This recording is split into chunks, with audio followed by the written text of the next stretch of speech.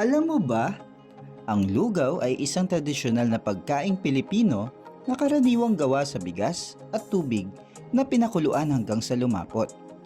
Isa ito sa mga comfort food ng mga Pilipino, lalo na kapag tag-ulan o may sakit.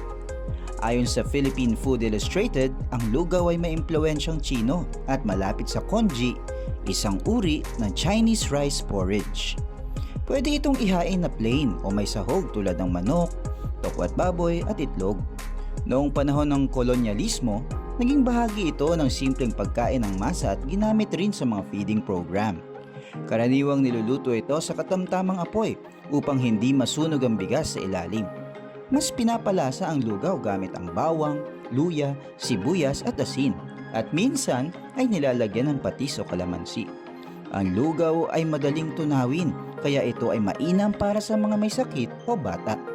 Tinagurian itong pagkain pambayan dahil abot kaya ito at madaling ihanda.